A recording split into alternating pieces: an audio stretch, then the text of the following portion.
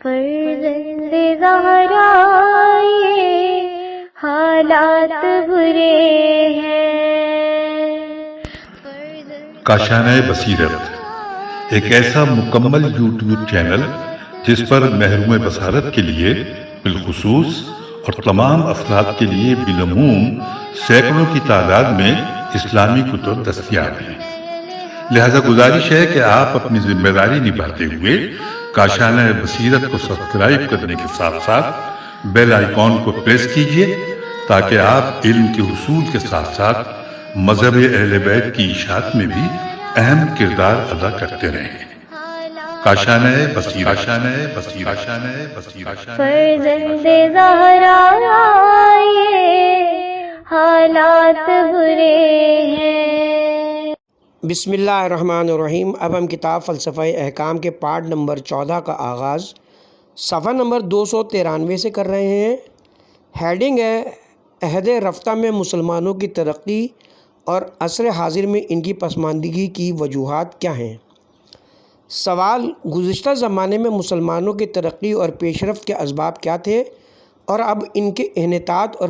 پسماندگی کی کیا وجوہات ہیں؟ اس کی کیا وجہ ہے کہ کسی زمانے میں مسلمان روئے زمین کی کئی ایک متمدن قوموں پر حکومت کرتے تھے اور کاروان تمدن کے قافلہ سالار تھے،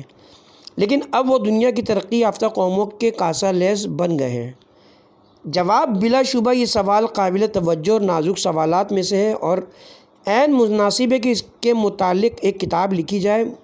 معروف مصری دانشور فرید وجدی نے اپنے دائر المعارف میں مادہ علم میں مسلمانوں کی ترقی کی 10 وجوہ گنوائی ہیں اور بعض دوسرے دانشوروں نے بھی اس بارے میں بحث اور گفتگو کی ہے، لیکن در حقیقت اس ترقی اور اس پسماندگی کی بنیادی وجہ اسلامی تعلیمات کی پیروی اور آج کل ان سے انحراف کے علاوہ اور کچھ نہیں۔ صدر اسلام میں مسلمان زندگی کے تمام شعبوں میں اسلام کی تعلیمات سے فیضان حاصل کرتے تھے، لیکن آج زیادہ تر مقامات کے مسلمان اسلام کی صحیح راہ سے منحرف ہو گئے ہیں اور یہ کہا جا سکتا ہے کہ یہ حقیقی مسلمان نہیں بلکہ جغرافیائی مسلمان ہیں۔ ان کے انحطاط کی بنیادی وجہ تو بس یہی ہے۔ علاوہ ازیں ہم ذیل میں ان کی ترقی اور سربلندی اور تنزل و انحطاط کے کچھ اسباب کی جانب اشارہ کرتے ہیں۔ ہیڈنگ ہے ہمہ پہلو فداکاری۔ نمبر 1، صدر اسلام کے مسلمان ہر لحاظ سے فداکار تھے۔ ان کی نظروں میں دین اسلام اور اس کے احکام بھائی بیوی فرزند گھر بار منصب اور دولت سے زیادہ گراں قدر تھے۔ وہ اپنے تمام مادی مفادات کو اسلام پر فدا کر دیتے تھے اور تاریخ اسلام بالخصوص رسول اکرم صلی اللہ علیہ وسلم نے جو جنگیں لڑیں اور اس حقیقت کی زندہ گواہ ہیں، لیکن اب بہت سے لوگوں نے دین کو ایک طرف ڈال دیا ہے اور اس فداکاری کا رتی بھر وجود باقی نہیں رہا۔ بعض لوگوں کے لیے اسلام صرف اسی حد تک محترم ہے کہ ان کے مال اور حیثیت میں رکاوٹ نہ ڈالے۔ بصورت دیگر بہت کم لوگ ہوں گے جو اسلام کی خاطر کسی بڑے فائدے سے ہاتھ کھینچ لیں۔ چونکہ صدر اسلام کے مسلمانوں کو نظریہ اسلام کی بڑی بھاری قیمت ادا کرنی پڑی تھی اور انہوں نے اسے اپنے عزیزوں کی جانیں دے کر خریدا تھا، اس لیے وہ اس کی قدر و منزلت کو جانتے تھے، لیکن ہم نے اسلام کو اپنے ماں باپ سے ورثے کے طور پر حاصل کیا ہے اور یہی وجہ ہے کہ عملاً ہماری نظروں میں اس کی کوئی اہمیت نہیں ہے۔ نمبر 2، ایک طرف اتحاد اور اتفاق اور دوسری طرف اختلاف اور نفاق ترقی اور انحطاط کے 2 عامل ہیں۔ ابتدائی اسلام میں مسلمان آپس میں متحد اور متفق تھے اور قرآن کے حکم کے مطابق باہم بھائی تھے، لیکن رسول اکرم کی وفات کے بعد جو اختلافات پیدا ہوئے، ان کے باوجود امیر المومنین علیہ السلام اور ان کے گرامی قدر فرزندوں کے حسن سیاست کے نتیجے میں اسلام کی پیش رفت اور مسلمانوں کی ترقی میں کوئی رکاوٹ پیدا نہ ہوئی۔ وہ اپنے مسلمہ حقوق سے اس لیے دستبردار ہو گئے کہ کم از کم اسلام کے اصول تو محفوظ رہیں، لیکن اب مسلمانوں اور ان کے لیڈروں کے درمیان نفاق اور اختلاف کمال کی حد تک پہنچ گیا ہے۔ گزشتہ چند صدیوں سے فرقہ بندی میں خاصا اضافہ ہو گیا ہے اور ہر فرقہ دوسرے کو فاسق اور دین سے خارج قرار دیتا ہے اور اسے نیچا دکھانے اور ذلیل کرنے کی کوشش کرتا ہے۔ آج کل مسلمانوں کے مابین اختلافات بہت بڑھ گئے ہیں اور اسلام کا حقیقی چہرہ غلط فہمیوں اور کوتا اندیشیوں کے پیچھے چھپ گیا ہے۔ ان حالات میں کیا یہ ممکن ہے کہ مسلمان اپنی گزشتہ عظمت حاصل کر لیں گے؟ ہیڈنگ ہے حالات زمانہ سے واقفیت۔ نمبر 3، یہ چیز خود ان قدیم مسلمانوں کی ترقی کا ایک اہم سبب تھی۔ مسلمان ہمیشہ اپنے آپ کو جدید ہتھیاروں اور تازہ ترین علوم سے آراستہ رکھتے تھے۔ غزوہ حنین کے وقت رسول اکرم صلی اللہ علیہ وآلہ وسلم کو اطلاع ملی کہ یمن میں قلعوں کو توڑنے اور مضبوط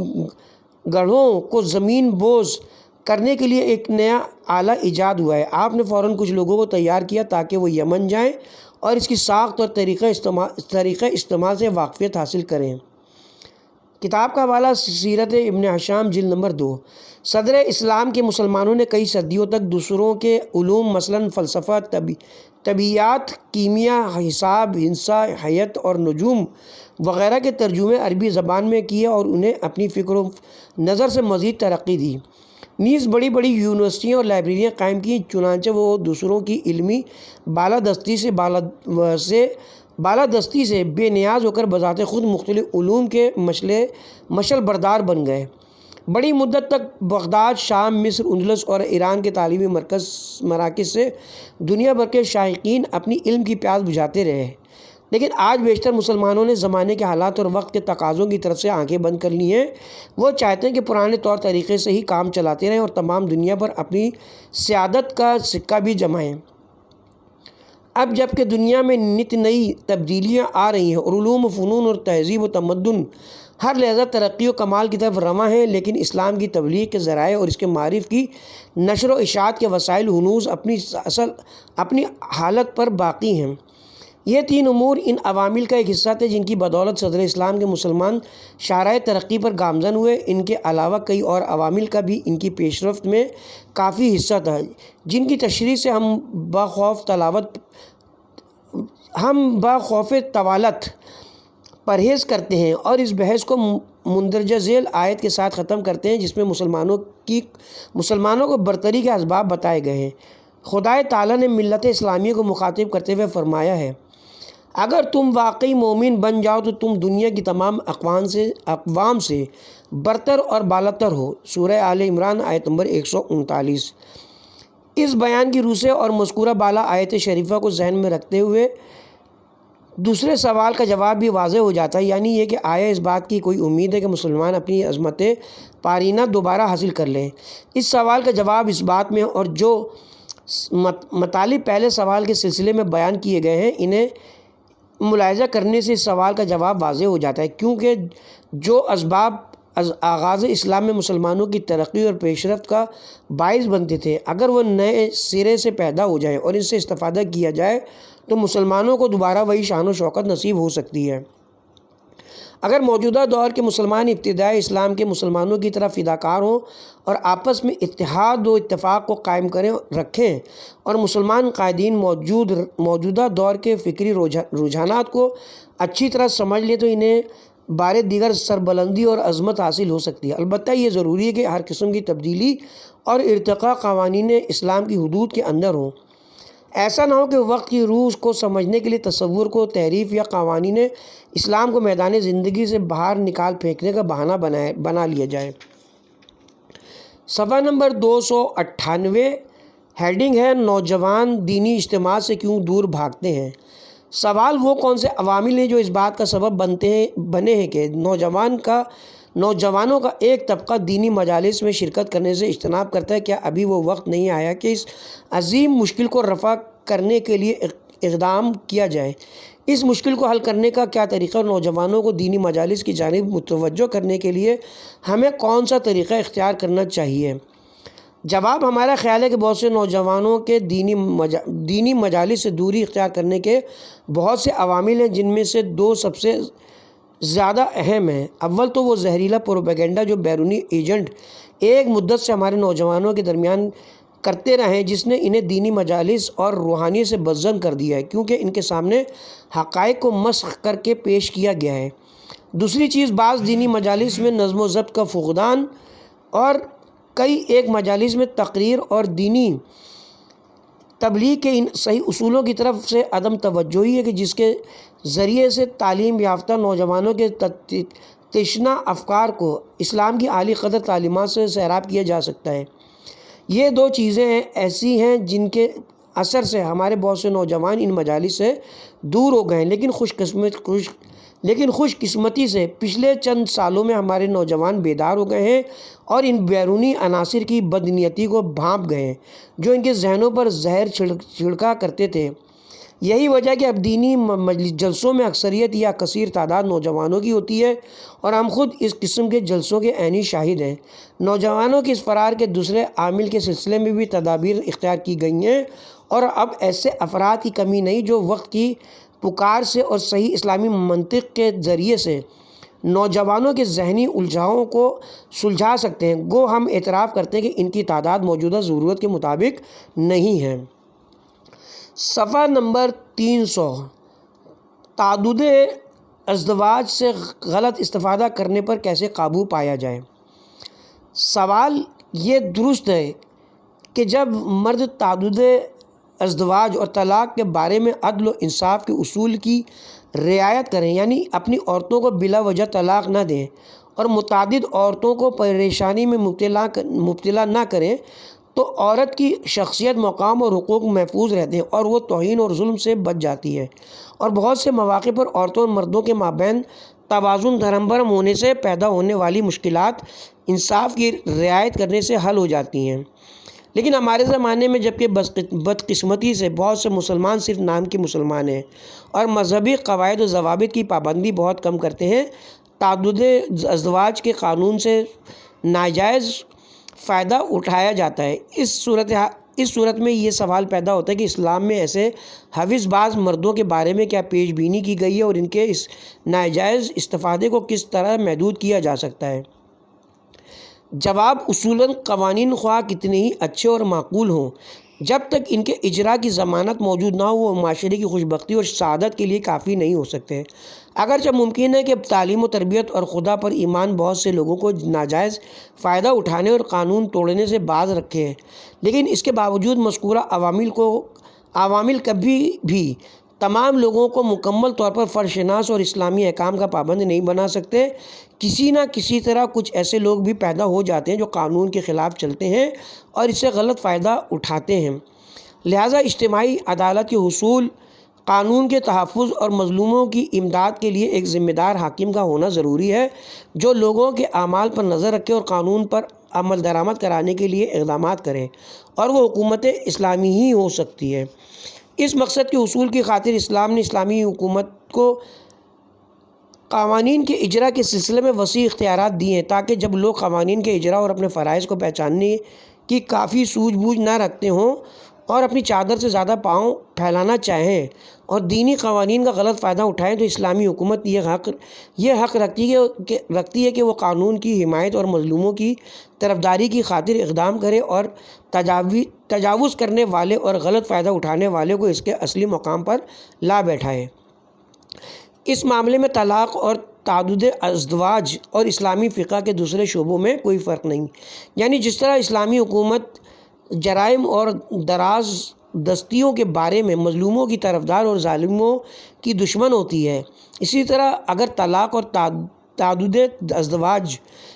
عورت پر تعدی اور زیادتی کا باعث ہو اور اس کے ذریعے سے مرد کی طرف سے عورت کی حیثیت اور حقوق میں تجاوز ہوتا ہو، تو اسلامی حکومت حق رکھتی ہے کہ اپنے زیر تسلط علاقے میں طلاق اور تعدد ازواج میں مردوں کو غلط استفادہ کرنے سے روکے اور مظلوم عورتوں کی حمایت کرے۔ اس کے علاوہ فقہ اسلامی کے مختلف شعبوں کے سلسلے میں یہ نقطہ لازماً ہمیشہ یاد رکھنا چاہیے کہ اسلام کے قوانین ایک زنجیر کی کڑیوں کی مانند متصل اور ایک دوسرے سے مربوط ہیں، اور یہ کبھی نہیں کرنا چاہیے کہ ان میں سے ایک کو چھوڑ کر فقط دوسرے پر نظر ڈالیں اور پھر بحث اور تنقید شروع کر دیں۔ اسلام کے قوانین کو ہر ماحول میں نہیں بلکہ ہمیشہ اس ماحول کو مد نظر رکھ کر جانچنا چاہیے جہاں اسلام حکومت کرتا ہو اور جہاں اس کے احکام جاری ہوں، مثلاً حدود و دیات، قضاوت و حکومت اور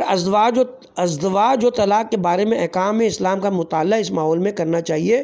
جس میں اسلام کے عقائد و واجبات کے تمام اصول و ضوابط مکمل طور پر نافذ العمل ہوں۔ اس لحاظ سے جب اسلام کے تمام احکام حقیقی طور پر جاری کیے جائیں تو قدرتی طور پر کوئی شخص بھی قانون شکنی یا دوسروں کے حقوق میں تجاوز نہیں کرے گا، اور مرد تعدد ازواج کے قانون سے فقط عورت سے شادی کرنا اور طلاق دینے کے حق سے فقط عورت کو زبردستی طلاق دینا مراد نہیں لیں گے، بلکہ انہیں ان معاملات میں اسلام کے تمام قواعد اور ضوابط کی پابندی کرنا پڑے گی۔ صفحہ نمبر 303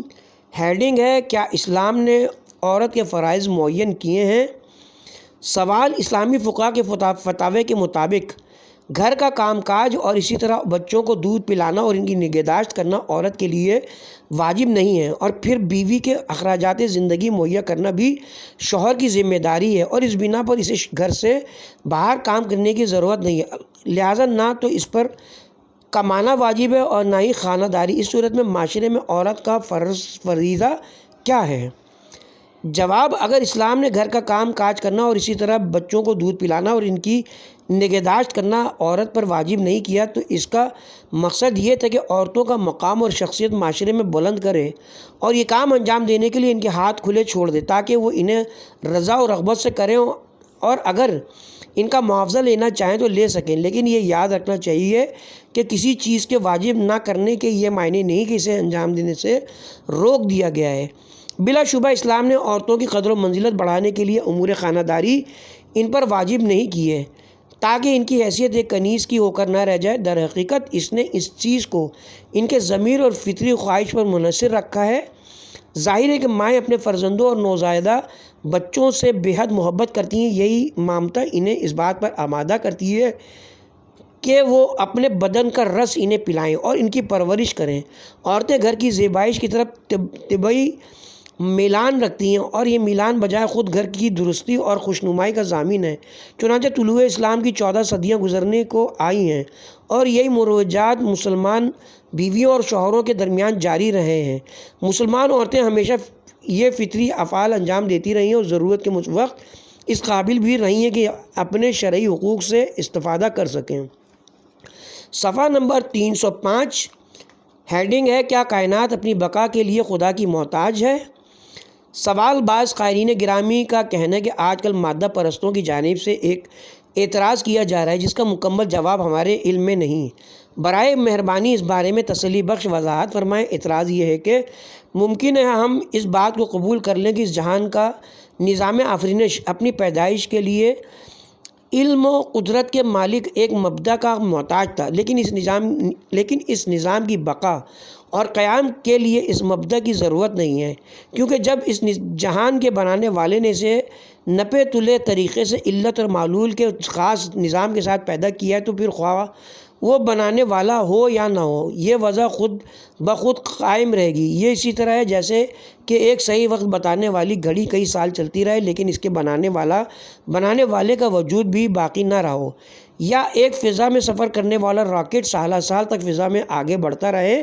اور ہمیں خبریں پہنچاتا رہے جبکہ اس کے بنانے والے ختم ہو چکے ہوں۔ جواب، یہ کوئی نیا اعتراض نہیں ہے جو آج کل کے مادہ پرستوں نے پیش کیا ہے، بلکہ اس کا ذکر پہلے زمانے کے لوگوں نے بھی کیا تھا اور فلسفہ و کلام کی کتابوں میں اس کا جواب دیا گیا ہے۔ بہرحال اس اعتراض کو دو شکلوں میں پیش کیا جا سکتا ہے۔ اول یہ کہ ایک موجود جو ایک خاص نظام رکھتا ہو اپنی پیدائش کے آغاز میں علت کا محتاج ہوتا ہے لیکن اپنی بقا کے لیے مطلقاً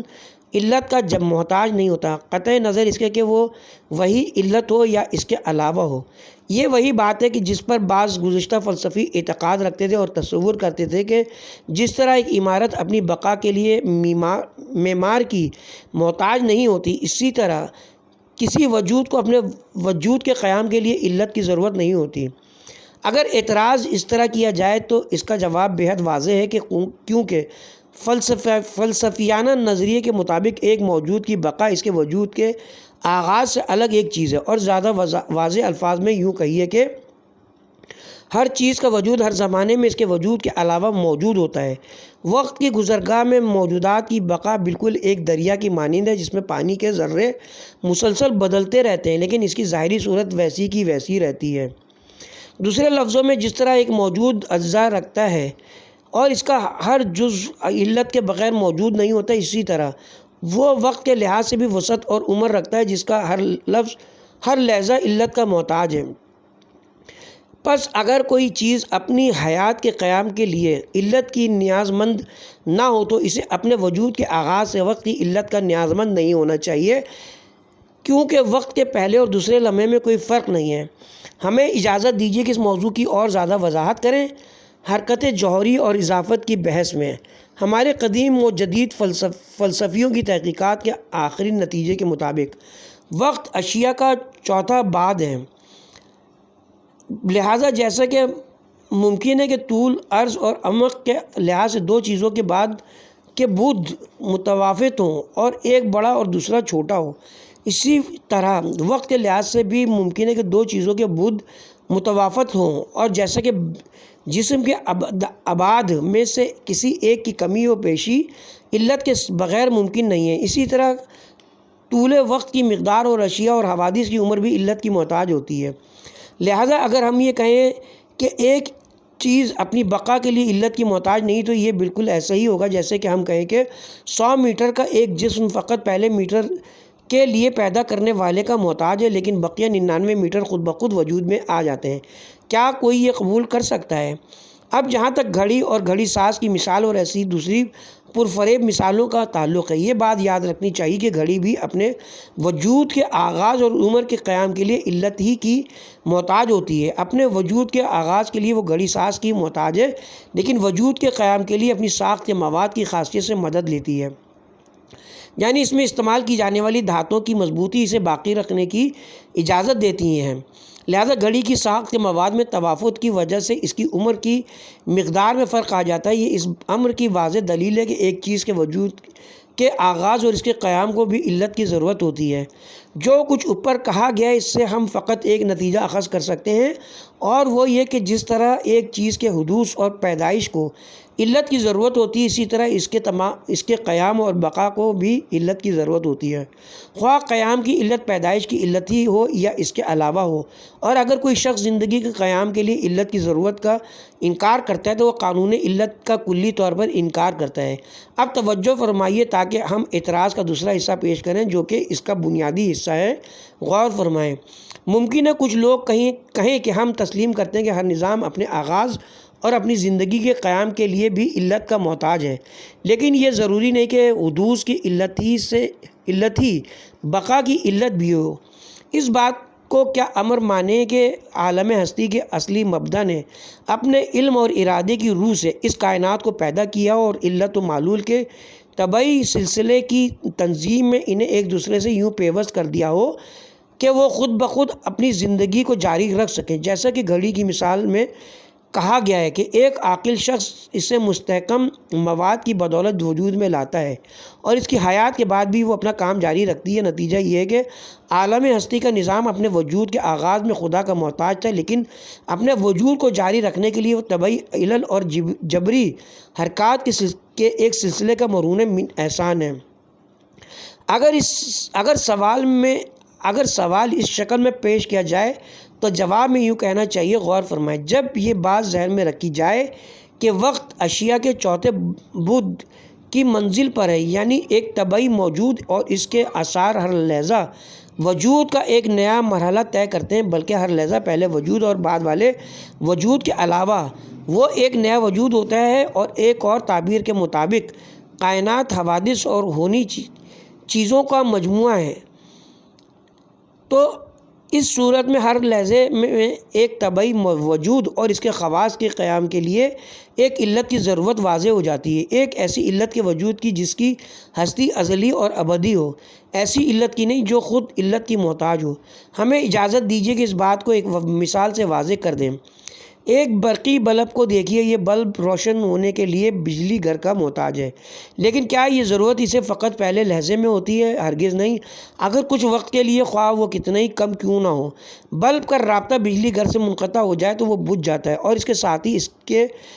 روشنی اور حرارت کے تمام آثار نابود ہو جاتے ہیں۔ ممکن ہے کہ بلب ضروری قوت تاروں سے حاصل کرتا ہو، لیکن ظاہر ہے کہ خود تاروں میں تو بجلی نہیں ہوتی، اور انہیں بھی یہ قوت بجلی گھر سے حاصل کرنی پڑتی ہے۔ اسی بنا پر ہم کہتے ہیں کہ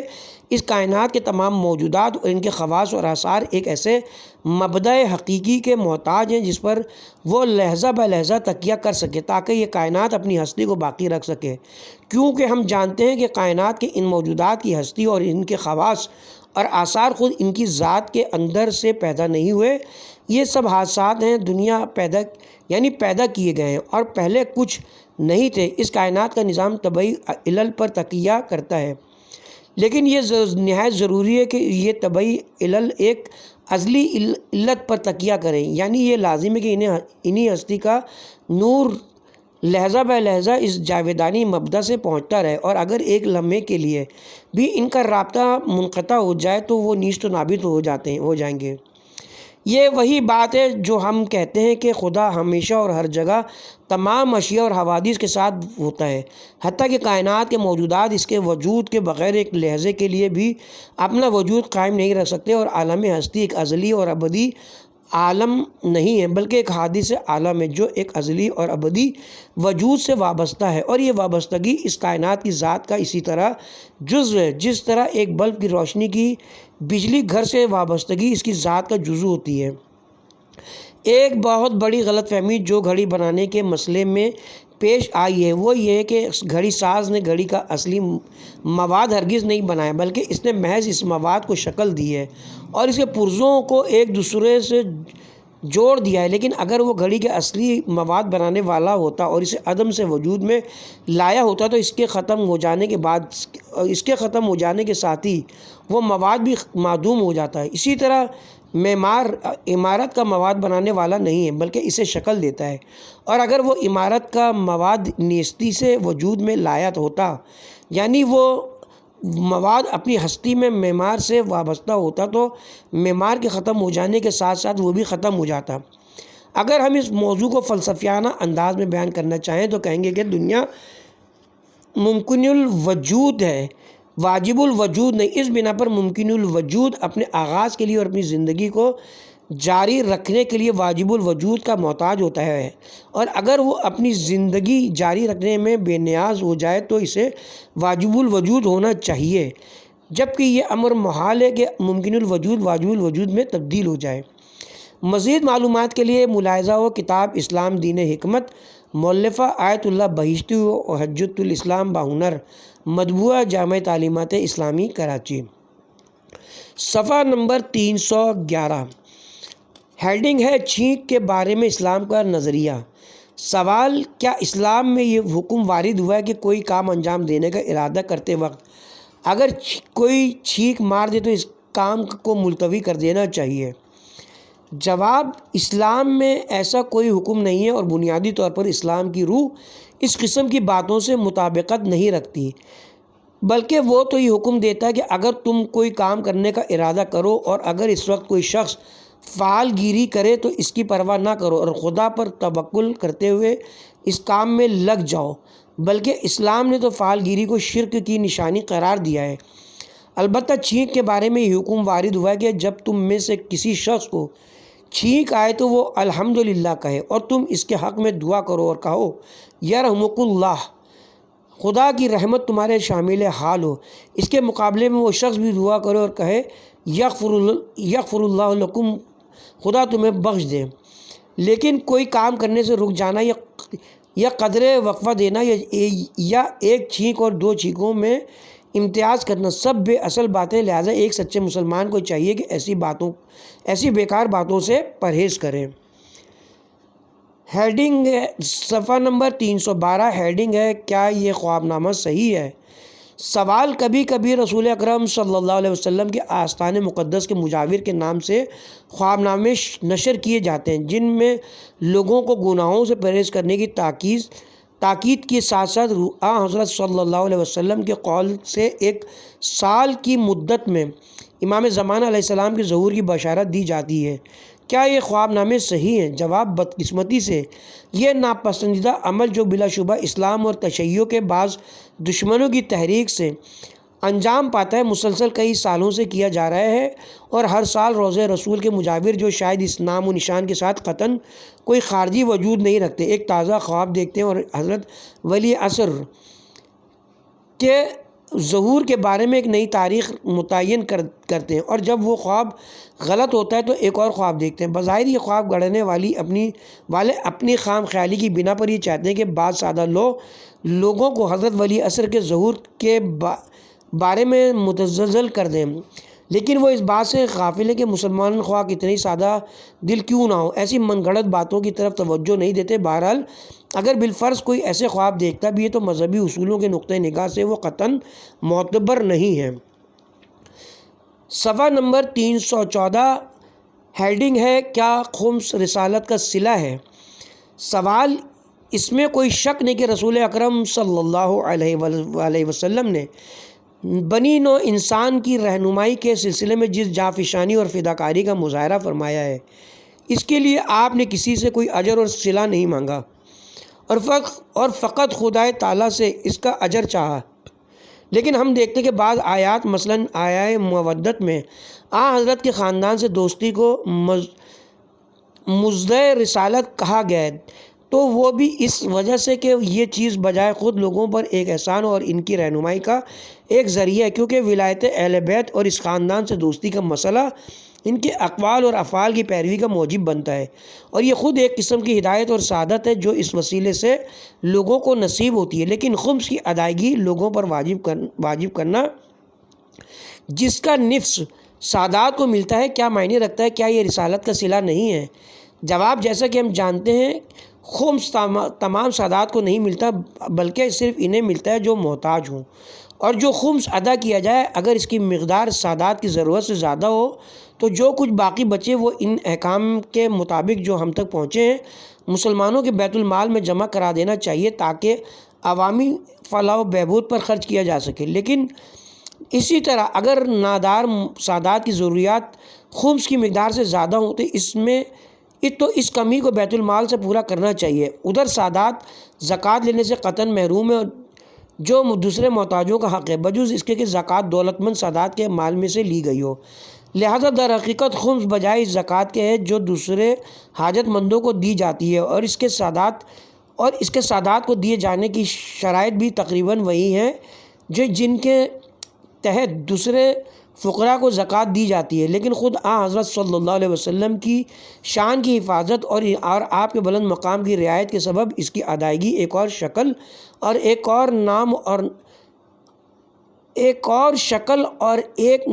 اور نام یعنی زکوٰۃ کے بجائے خمس کے نام سے ہوتی ہے۔ یہ رسول گرامی صلی اللہ علیہ وسلم کی ذات والا کے لیے ایک طرح کا ادب اور احترام ہے، اور کسی وجہ سے بھی اس میں صلے اور معاوضے کا کوئی شائبہ نہیں۔ ظاہر ہے کہ بزرگ ہستیوں کے آداب و احترام اور ان کے حفظ مراتب اور صلہ و بدلہ میں بڑا فرق ہے۔ اس کے ساتھ ہی اب ہم یہاں پہ کتاب کے پارٹ نمبر 14 کا اختتام کرتے ہیں، اور کتاب کے پارٹ نمبر 15 کا آغاز صفحہ نمبر 316 سے کریں گے۔ ہیڈنگ ہوگی کیا خمس طبقاتی امتیاز کی تقویت کا موجب نہیں؟